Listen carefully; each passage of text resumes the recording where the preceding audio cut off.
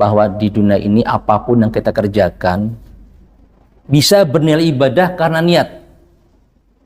Apapun yang kita kerjakan bisa bernilai ibadah. Tentunya niatnya yang pertama karena mencari ridha Allah Subhanahu wa taala.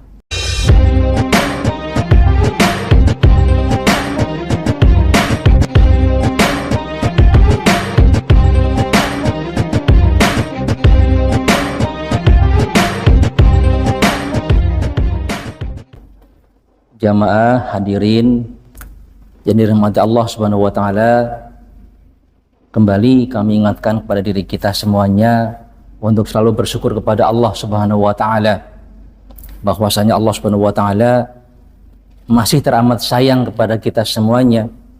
Hingga sampai detik ini Allah Subhanahu wa taala masih berikan kita keringanan hati kita untuk selalu melaksanakan perintah Allah Subhanahu wa taala. Hadis ini bertemakan tentang niat.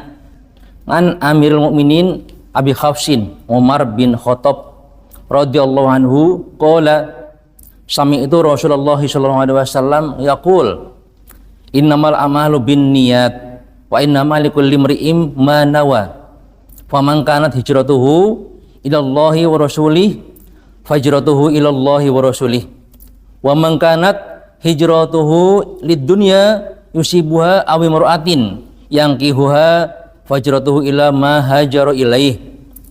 Rawahu Imam al-Muhaddisin Abu Abdillah Muhammad bin Ismail ibni Ibrahim bin Mughirah bin Bardizbah al-Bukhari wa Abu Husain al-Muslim bin Hujjaj bin Muslim al-Qusyari an-Nasaburi fi Sahih ad-Din. Dari Amirul Mukminin Abu Hafs Umar bin Khattab radhiyallahu anhu, ia berkata, hadis ini diriwayatkan dari Abu Umar Abu Hafs, bapaknya Hafs. Hafs itu Rasulullah, jadi ini bapaknya Hafs, ibu Umar bin Khattab. Beliau berkata, aku telah mendengar Rasulullah SAW bersabda, sesungguhnya amal perbuatan itu hanya tergantung pada niatnya. Inamal a'malu, sesungguhnya amal-amal itu binniyah, tergantung pada niatnya. Dan setiap orang hanya akan mendapat balasan sesuai apa yang ia niatkan. Wa innamal likulli imri'in ma nawa. Hadis ini dibeberkan, dituturkan oleh Rasulullah ketika beliau hijrah dari Mekah ke Madinah. Sesampai di Madinah beliau bersabda, innamal amalu binniyah, sesungguhnya amal ibadah, amal apapun tergantung pada niatnya. Barang siapa yang hijrahnya niatnya untuk mendapat ridho Allah dan Rasulnya, maka ia hanya akan mendapat pahala untuk apa yang ia niatkan, yaitu ridho Allah dan Rasulnya. Dan barang siapa yang hijrah arah niatnya untuk mendapatkan dunia atau wanita yang akan ia nikahi, maka ia hanya akan mendapatkan sebatas tujuan yang ia niatkan saja. Hadis ini diriwayatkan oleh dua imam ahli hadis yang terkemuka, yaitu Abu Abdillah Muhammad bin Ismail bin Ibrahim bin Mughirah bin Bardizbah al-Bukhari, yaitu Imam Bukhari, dan Abu Husain Muslim bin Hajjaj bin Muslim al-Qusyari an-Nisaburi, yaitu Imam Muslim. Dalam kitab sahih mereka masing-masing yang merupakan kitab yang lebih sahih, bahwa semua amal perbuatan apapun itu tergantung dari niat kita. Ada perbuatan duniawi tetapi bernilai ibadah karena niat. Contoh perbuatan mubah, perbuatan duniawi yang boleh dibilang lagho. Contohnya makan, minum, tidur.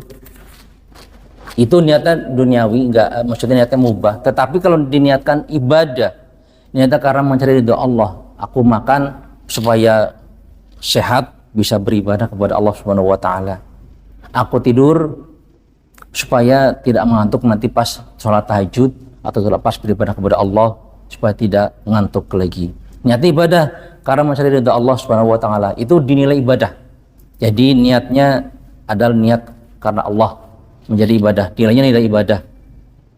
Tetapi sebaliknya, ada amalan akhirah, amalan ibadah, tetapi bahkan menjadi pahala dunia atau yang niatnya tidak karena Allah, jadi tidak dapat pahala, hanya duniawi saja. Contohnya sholat karena ingin dipuji oleh manusia, maka dibagus-bagusin bacaannya, dibikin fasih sefasih-fasihnya karena ingin didengar oleh para makmumnya sebagai karena jadi imam.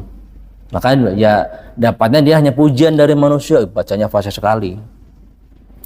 Ini ketika para sahabat hijrah ke Madinah, Rasulullah SAW tadi mengatakan barang siapa yang hijrahnya karena Allah dan Rasulnya, maka dia akan mendapatkan apa yang ditujukan, yaitu nilai ridho Allah dan Rasulnya. Itu menggambarkan kepada kita semua, memerintahkan kepada kita, mengajarkan kepada kita hadis ini Rasulullah SAW. Jadi kita mencari nafkah lillahi ta'ala. Kalau Allah Subhanahu wa ta'ala sudah ridho kepada kita, insya Allah balasnya pahala, balasnya adalah surganya Allah Subhanahu wa ta'ala. Jadi hadis ini memang betul-betul ada perawinya, ada sanadnya. Dan maksud sanadnya nyambung ini ya sampai ke Rasulullah SAW. Rasulullah SAW mengajarkan kepada kita semuanya, jangan karena niat amal kita menjadi rusak, ibadah kita menjadi rusak karena niat kita yang salah. Itu yang Rasulullah kita ajarkan kepada kita. Makanya sekali lagi, mari kita perbaiki yang kurang betul dibetulkan, yang kurang sempurna disempurnakan niat kita. Sekali lagi tadi, jangan karena gara-gara niatnya salah maka nilai pahala ibadah kita hancur atau rusak, tidak dapat pahala, hanya duniawi. Mudah-mudahan Allah Subhanahu wa ta'ala memberikan hati kita yang selalu niatnya ikhlas karena Allah Subhanahu wa ta'ala, tidak karena yang lain. Mudah-mudahan ada manfaatnya. Kalau ada kesalahan, itu dari kebodohan saya, mohon maaf yang sebesar-besarnya. Wallahu a'lam bishawab. Wassalamualaikum warahmatullahi wabarakatuh.